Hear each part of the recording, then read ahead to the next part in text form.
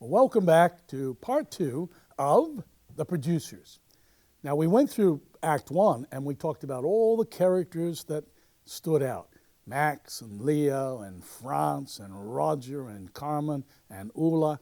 All the main characters are introduced in Act 1. When Act 2 comes, we now have a different set. You see, Ulla has painted everything white, okay? Everything white. So during intermission time, when the curtain's in, the set had already been painted white, of course.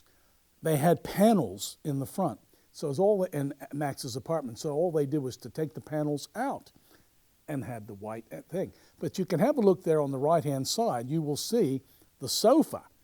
That also had to be white, so they had to have a cover that fit over it, which they obviously had. Now this is a scene that opens where Leo and Ulla have fallen in love. And they do a song called That Face. Now, interesting enough, when Mel Brooks wrote this show, he wanted to find the best director in Broadway to do it, and her name was Susan. He went to her apartment, knocked on the door, and she came, and he said, that face, that face. In other words, that was his favorite song. And he talked her into directing his show, his movie, which was, well, on Broadway first and then the movie, and it was spectacular. So that's that's Leo and Ulla with That Face. Well, what they have to do now is hold auditions for who's going to play Adolf Hitler. And they have 3 main characters that audition. But when the lights come up, we have all these people on the set, and they've all got Hitler mustaches, and they've got all sorts of manner of dress. This particular character is singing a bit out of the Mikado. A wandering Minster night. It's really amazing. And the funny thing is, every time they don't like somebody, the director yells out, "Next!" which was a joke because we used to always do that with each other then during rehearsals. So we have another character that comes on. You'll see he's dressed up with the whole German thing, and he starts to sing, have you ever heard the German band? Well, Franz, who's written the script, is incensed, and he's been on the audition panel. He jumps up and he goes, that is not how you sing. This is how you heard the German band. This is the way it goes. And he launches into this number. That's Adam Young playing the part of Franz, and he is an absolute scream. Those that have seen him know that he is a very funny actor. He's very, very good. So he's singing there, have you ever heard the German band? And at the end of the song, Max jumps up and says, that's our Hitler. So Franz is now going to play Hitler in the show that they're doing called Springtime for Hitler.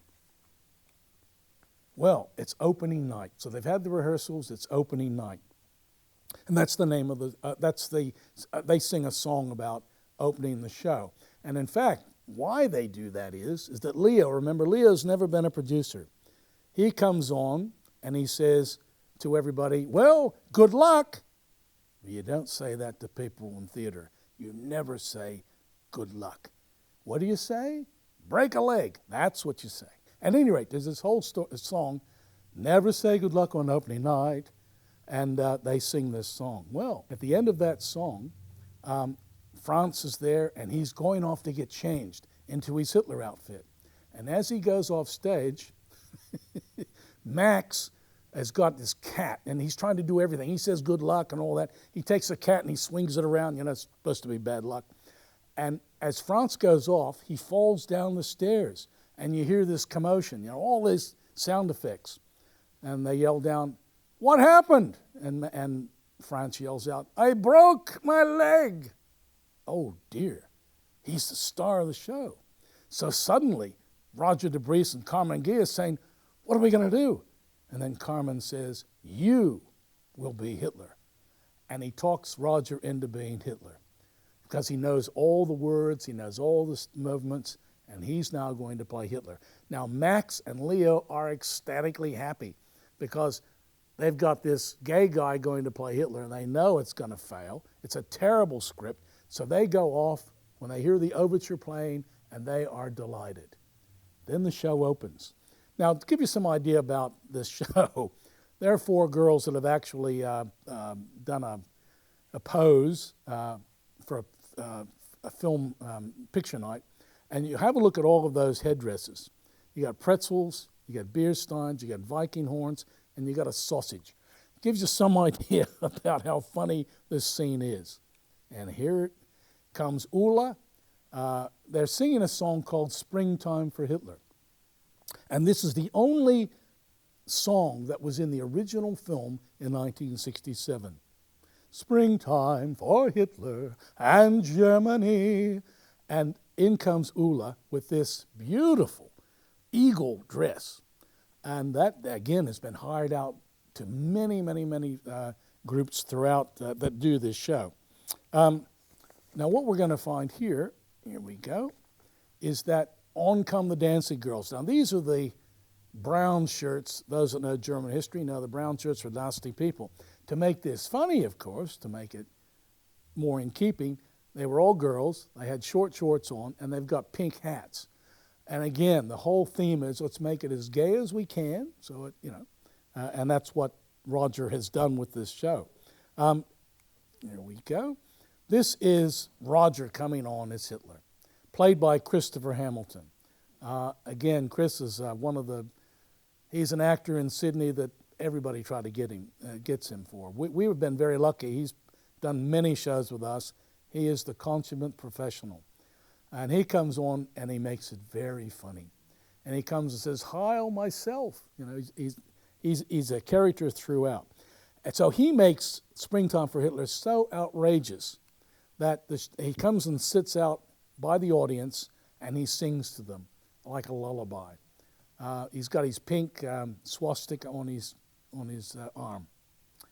And this is a big number at the end of it where the girls have gone off to change into their black uniforms, and they've done a lot of choreographed moves.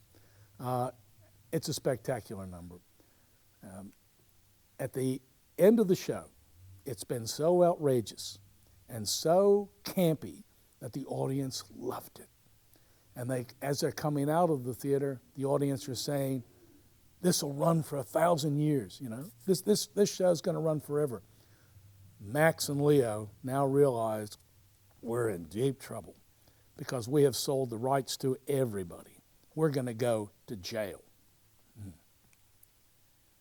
Franz, meanwhile, comes in and he's got a Luger and he starts shooting at them because they have broken the Siegfried oath. And he says, "You've made Hitler look silly." And of course they say, "They didn't need us to make him look silly." At any rate, Franz is about ready to kill both of them when the police arrive. And they take Max and Franz to jail. Leo hides, okay? Ulla comes and finds him and says, "Listen, we've got a couple $1 million. Let's get married and let's go to Rio." And you can see by his look on his face, at first, he doesn't think that's a terribly good idea. But then he thinks about it and says, jail, Rio, jail, Rio. Let's go to Rio. And a song that's put in just for this show is Going to Rio, and it's a very short song. Again, it's there to cover a scene change. So Max and Ulla go to Rio. They get married. Leo and Ulla go to Rio, get married. Max, meanwhile, is in prison, and he now sings a song called Betrayed. He has been betrayed by his partner Leo. Betrayed. Now, I remember when we were blocking this number with Chris and I, and what he had to do was he had to summarize the entire show is summarized in this song.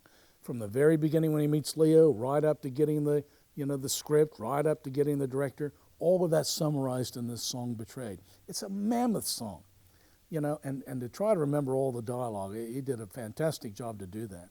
But I remember when we were blocking it, we talked about acting out some of those various scenes within that, and that worked really well.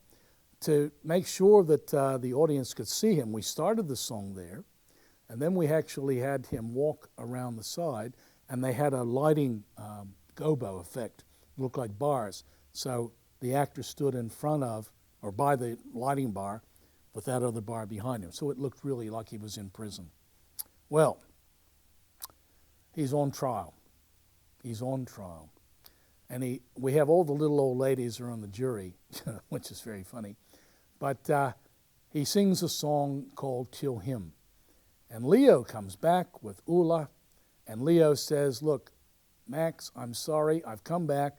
And he says to the judge, please, Your Honor, this man is a wonderful man. Please don't make us go apart. Please, keep us together. Let him go free.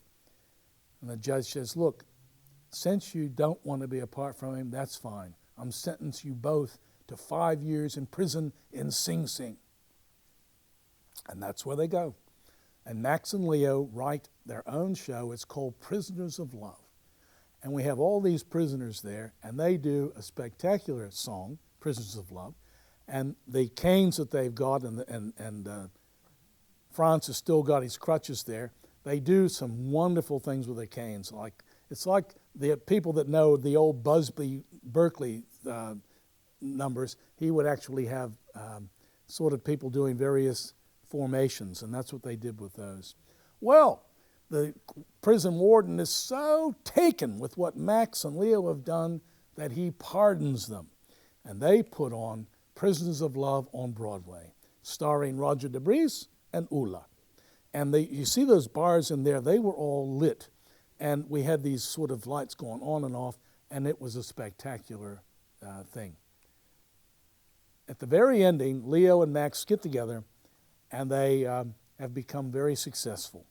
And you see that formation that they have the two guys together there. That's from the original Broadway one.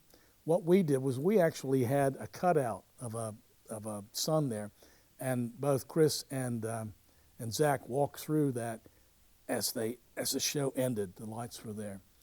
So The Producers is one of the most, well, it's the funniest show that I have been involved with, that and Spamalot. Just wonderful. And it gives you an idea that good casting and good costumes wins the day every time. If you haven't seen Producers, I think you should. You can buy the Mel Brooks DVD, but it's a very, very good show. I hope that you enjoyed listening about The Producers, and thank you for being part of GMS history.